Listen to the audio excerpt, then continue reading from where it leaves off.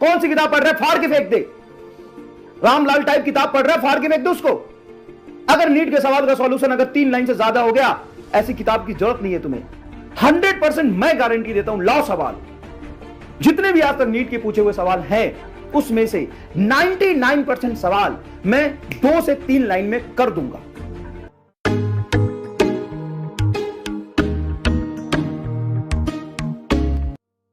ऐसे सवाल जब आते थे तो टीचर्स को सॉल्व करते थे और कहते थे, oh my god, this time paper is so calculative, you know, there are lots of mathematics used in the question.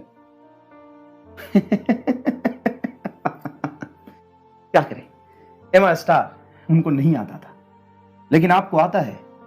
आप इसको कैलकुलेटिव सवाल नहीं बोलेंगे। नीट, फिर से मैं कह रहा हूं, फिर से मैं दूसरी बार कह रहा हूं, कई नए बच्चे भी आए होंगे। नीट मतलब नो मैथमेटिक्स।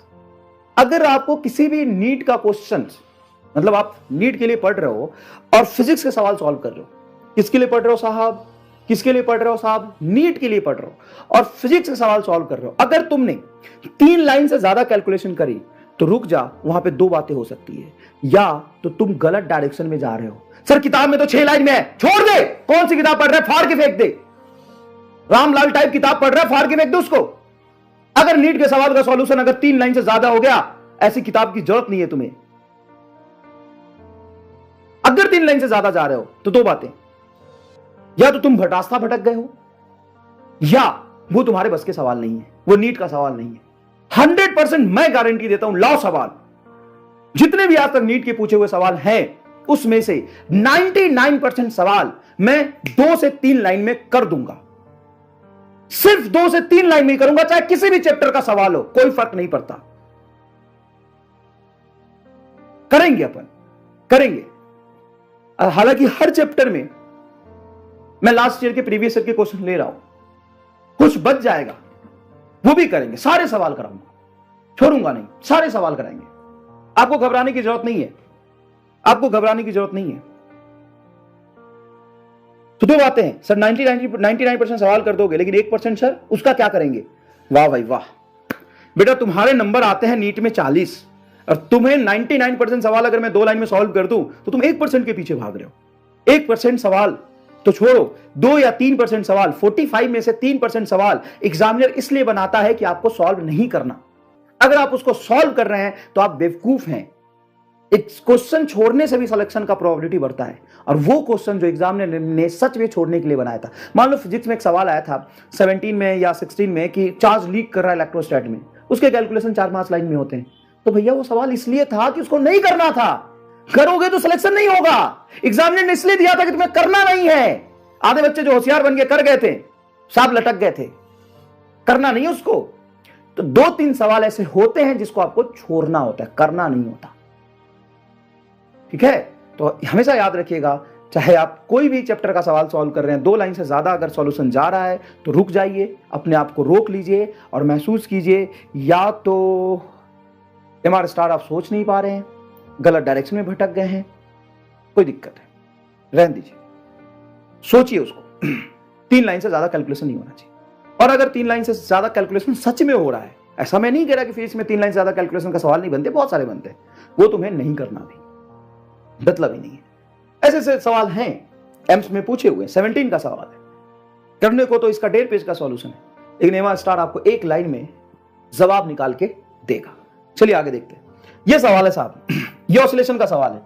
खूब बच्चे मेहनत करते हैं इसको सीखने के लिए, कहते दिस इज वेरी कैलकुलेटिव। अरे काहे का, एमआर स्टार है तो काहे घबराना है तुम्हें।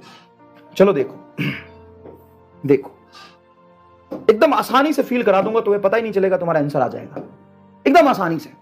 और मैं जब खुद भी पहली बार किया था तो मैं भी 1 पेज में इसको सॉल्व किया था और बार बार करके भूल जाता था। तो तुम भी अगर नहीं समझ आ रहा तो कोई दिक्कत नहीं है बेटा, संघर्ष करो, ये तुम्हें एमआर स्टार तक पहुंचाएगा। आज तुम संघर्ष करोगे, ये तुम्हें एमआर स्टार तक पहुंचाएगा। डायरेक्ट नहीं पहुंच सकते, मैं भी नहीं पहुंच पाया था यार। तुम्हें क्या लगा था कि मैं 12 से एमआर स्टार बना रहा हूं, पढ़ाना शुरू किया था तब से मैं एमआर स्टार से क्वेश्चन सॉल्व कर रहा हूं। नहीं भाई, नहीं कर पा रहा था, मैंने खूब संघर्ष किए हैं। मैं भी वैसे ही पढ़ाया जैसे दुनिया पढ़ाती है, खूब मजदूरी कराता था बच्चों से। मैं क्या करूं, नहीं आता था। सीखा धीरे धीरे, और तुम कहते हो तुम एक दिन में सीख जाओगे। वाह, बड़ी बड़ी बिल्डिंगों में जो लॉन्ग टर्म 10 महीने में जितना नहीं कराते हैं ना बेटा, उतने सवाल मैं तुम्हें करा रहा हूं। और याद रखना, सवाल ही असल में फिजिक्स है। नीट मतलब यही होता है, ज्यादा से ज्यादा सवाल का प्रैक्टिस। क्योंकि फाइनल एग्जाम में बैठने से पहले तुम्हें यह पता होना चाहिए कि एमआर सर ने ये क्लास में कराया था, एमआर सर ने क्लास में कराया था, दूसरा तो ऑप्शन ही नहीं तेरे पास। एमआर सर ने क्लास में कराया था, बस काम बात खत्म।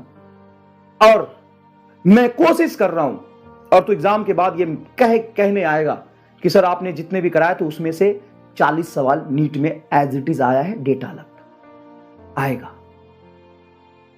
और मैं इसी के लिए काम कर रहा हूं कि मैं ये सुनना चाहता हूं। मैं यहां पे सिलेबस खत्म करने नहीं आया हूं, मैं सिर्फ ये सुनने आया हूं कि सर आपने जो पढ़ाया है उसमें से 40 सवाल नीट में आया है, इसके लिए जान लगा दूंगा। तो करो एकदम ईमानदारी से मैं बताता हूं। 2015-16 में पहली बार मैं पढ़ा रहा था, यह सवाल मैंने क्लास में कराया था। साहब मुझे लग गया था सवाल कराने में 10 मिनट। खूब संघर्ष किया, पसीना आ गया। फिर धीरे धीरे समय का परिवर्तन हुआ और मैं एमआर स्टार सीखा। एमआर स्टार कोई नई चीज नहीं है, एक सोच है, एक छोटी सी बुद्धि है बस। मैंने क्या किया देखो, किताबों में करते हैं, और मुझे सच में अंदर से ना गुस्सा और रोना दोनों आता है जब मैं बच्चों को संघर्ष करता हुआ देखता हूं। भाई साहब एकदम कॉम्पिटिटिव अप्रोच ही नहीं, एकदम दिमाग से पैदल हो गया बे, एकदम बुद्धि नहीं है, बिना काम का काम कर रहे होते हो।